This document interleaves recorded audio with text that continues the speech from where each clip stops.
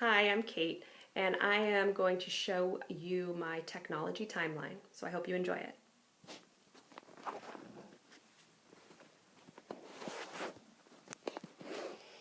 All right, my first slide is in 1988. I was 4 years old, and I had an 8-track player, and I would go into my room, shut the door, get my stuffed animals out on my bed, play my music, and have my stuffed animals dance to it. And it was really fun. It was a very positive experience because I felt like it allowed some creative, independent time for me to kind of just play whatever I wanted and to have my dolls dance around. Very good. In 1989, I would come home from kindergarten and my parents would turn on the Flintstones for me or some other neat shows, and I would eat my lunch and watch some shows. And since I didn't do it for hours and hours a day, I did it for about maybe a half an hour, 40 minutes a day. I thought it was great. It was a positive experience, and it was entertaining. In 1992, let me fix this. Okay. In 1992, I got my first Sony, which is a tape recorder with a microphone. My best friend and I would tape ourselves singing silly songs, making up stories. We would put in a Beach Boys tape, I remember, and we'd sing along to the Beach Boys, and we'd perform it for our parents and just for ourselves. Very, very fun. My best friend and I still talk about it today, and we actually still do some little tape recordings, silly tape recordings. So it made a big impression on us, and this was by far one of the most positive experiences with technology I think I've ever had. In 1993, I got a computer in my bedroom, and I was 10, and I played computer games once in a while, like Oregon Trail or Swamp Gas, little geography games, and it was pretty cool. I loved geography, and I loved history, so these games were pretty neat for me. I didn't spend too much time on it, which I thought was good, but I also used it to write letters to my best friend, so I would say that this is a positive experience. In 1995, my parents got me a boombox, and I loved Green Day. I loved music, so I remember going into my room and closing the door and playing my music really loud.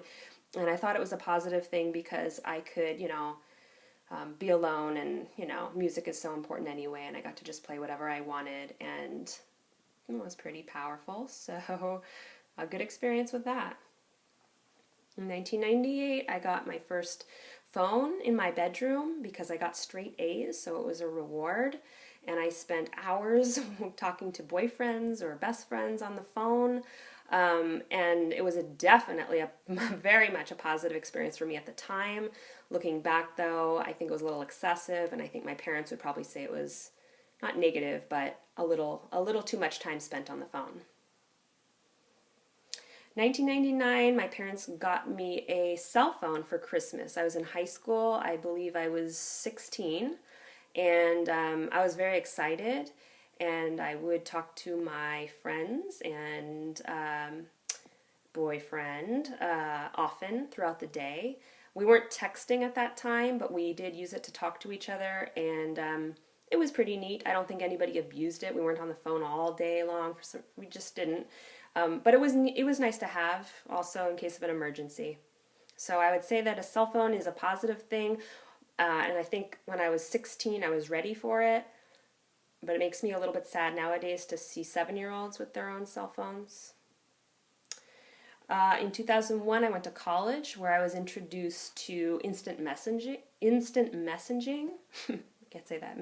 Instant messaging, and it's like text messages via the computer, and I spent hours and hours and hours at night in my dorm room chatting with friends and even people that I had never met in person in chat rooms. So it was very fun, but I think that a lot of time was wasted and could have been doing better things like studying or meeting people, in the community. A lot of people spent time in their dorm rooms doing this. So to be honest, I would say it was kind of a negative thing. It was fun at the time, but negative overall. In 2003, I was introduced to the first, or at least my first social networking site, which was called Friendster. And it connected you to other people. It showed you who your friends were friends with and who their friends were, very much like MySpace and Facebook. I spent a lot of time on Friendster and met some nice people, but it took a lot of my time, and I felt like it was very addictive. And that's why I think in part I never joined MySpace or Facebook, because I really got my kicks here on Friendster, and it just was pretty addictive and kind of silly, I thought. So I'm not a huge fan of social networking, so I'm going to say kind of a negative experience. In 2005, I graduated from college and I used Craigslist to find my first job, which I thought was very positive. I do like the website and still use it today. You can sell furniture and sell anything you want, or buy used items on Craigslist, find jobs, find gigs.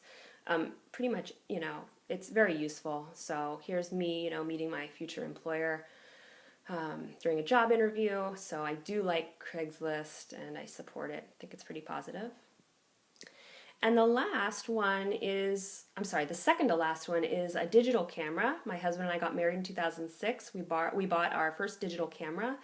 And to be honest, I'm going to rate this kind of as a negative experience, even though it's great to have, pictures instantly. As a kid, I couldn't wait to develop my film. I thought it was like Christmas when you finally got your roll of film developed.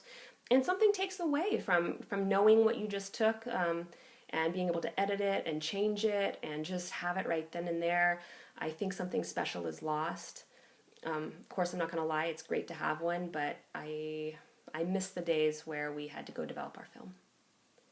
And the last slide is my iPhone that I got just a year ago in 2014, finally. My husband gave one to me, and I was reluctant to get one for a long time, but I am happy that I did. I think a lot of people use it for everything, to Google every question they have. Thank goodness I don't do that. I really only use it for texting and emailing and taking pictures at this point now, and checking the weather. But I do like my iPhone, and I think it's up to you how you want to use it and how much time you want to spend on your phone. All right, and that's it. And I hope you enjoyed it, because I really enjoyed making it. It was very fun. So thank you so much. Bye.